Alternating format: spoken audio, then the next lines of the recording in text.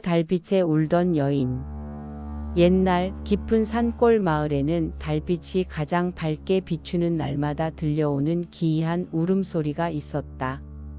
사람들은 그것을 산짐승 소리라 둘러댔지만 들어보면 분명 여인의 흐느낌이었다. 마을 사람들은 그 소리를 달빛에 울던 여인이라 불렀다.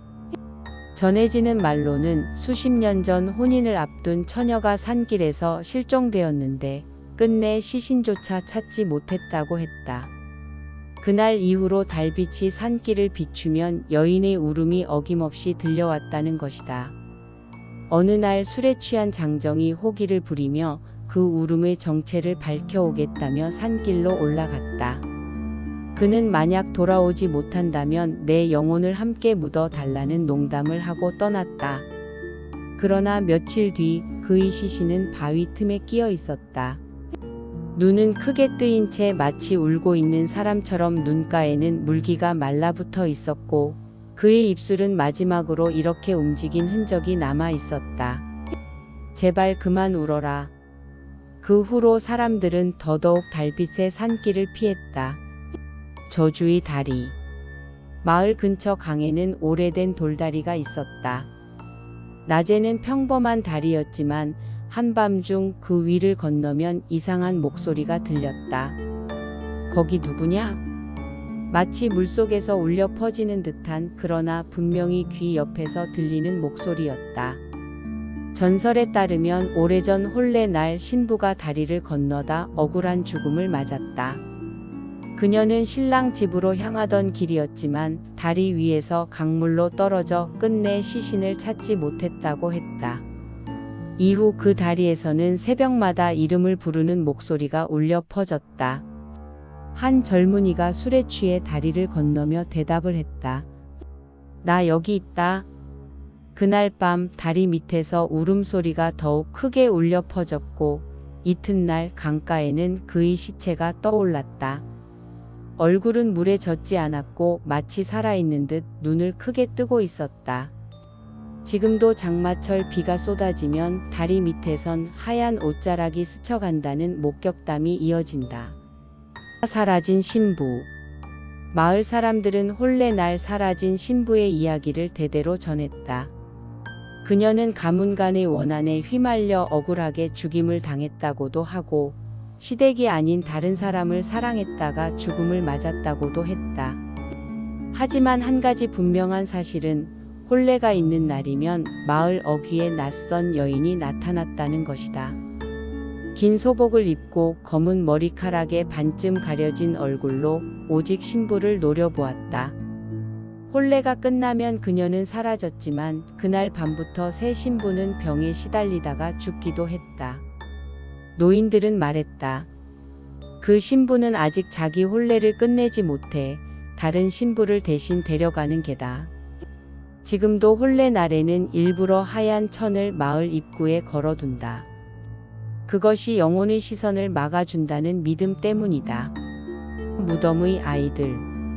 마을 뒷산 공동묘지는 해가 지면 누구도 오르지 않았다.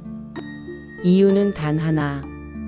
밤마다 아이들 웃음소리가 울려 퍼졌기 때문이다. 어떤 이는 그것을 바람소리라 했지만 웃음은 분명히 또래 아이들의 장난소리 같았다. 몇몇 젊은이들이 호기심에 묘지로 향했다. 그러나 그들은 다음날 무덤 위에서 발견되었다. 몸은 식어 있었지만 얼굴에는 미친 듯한 웃음이 얼어붙어 있었다. 특히 어린아이들이 묘지를 지나면 같이 놀자는 속삭임이 따라붙었다. 어떤 아이는 집에 돌아오지 못했고 이튿날 그의 작은 신발이 무덤 위에 가지런히 놓여 있었다. 그 뒤로 부모들은 아이가 울면 무덤 쪽을 향해 절을 했다. 아이의 울음을 대신 가져가 달라고. 피우름나무. 마을 어귀에는 수백 년 된 느티나무가 서 있었다. 낮에는 쉼터가 되었지만 밤이면 나무 밑동에서 붉은 액체가 흘러나왔다. 사람들은 그것을 피눈물이라 불렀다. 가까이 다가간 자는 한 달 안에 원인을 알 수 없는 사고로 죽었고 나무 껍질에는 언제나 손톱으로 긁은 듯한 자국이 남아 있었다. 전해지는 말로는 오래전 억울하게 죽은 이들이 그 나무 밑에 암묘로 묻혔다고 한다. 땅속에서 뻗어나온 원혼들이 나무 껍질을 긁으며 나오려 했던 것이다. 어느 날 나무가 벼락을 맞아 갈라졌다. 그 속에서 하얀 해골 2개가 드러났는데 모두 아이의 것이었다고 한다. 사찰의 그림자. 마을 위쪽 산 중턱에는 불타버린 사찰이 있었다. 폐허 속에서는 밤마다 목탁 소리가 울렸다. 그러나 그 소리는 리듬도 일정치 않고 마치 울부짖음처럼 끊기며 이어졌다. 한 나그네가 비를 피하려고 절터에 들어갔다. 그는 아침에 내려왔으나 머리가 하얗게 새어 있었고 눈은 공허하게 풀려 있었다. 그는 이렇게 말했다. 스님들이 모두 불 속에 서 있었소. 얼굴은 없었소. 그저 새까만 그림자였소. 그는 그날 이후 미쳐 돌아다니다가 결국 시체로 발견되었다. 절터는 지금도 아무도 가까이 하지 않는다. 비 오는 날이면 불길 속에서 들려오는 목탁 소리에 귀가 멀 수 있기 때문이다. 강가의 망자. 마을 앞 강은 늘 익사자가 많았다. 밤마다 강 위에는 사람 형체 같은 안개가 떠올랐고 어부들은 그 안개를 따라가다 사라졌다.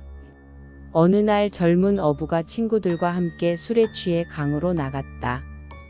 그는 안개 속에서 자신의 아버지 목소리를 들었다. 아들아, 이리 오너라.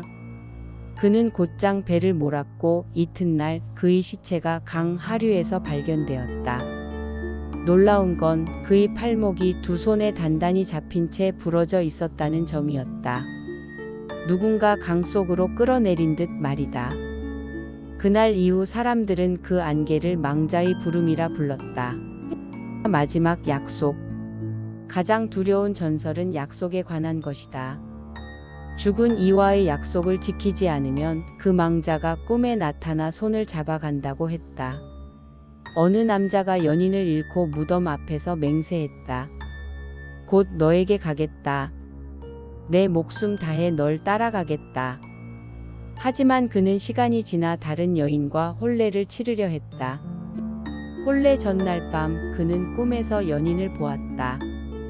그녀는 피투성이의 손으로 그의 손을 붙잡으며 말했다. 약속을 잊었느냐? 이튿날 산길에서 그의 시체가 발견되었다. 눈은 크게 뜨여 있었고 썩어 문드러진 손과 단단히 맞잡은 상태였다.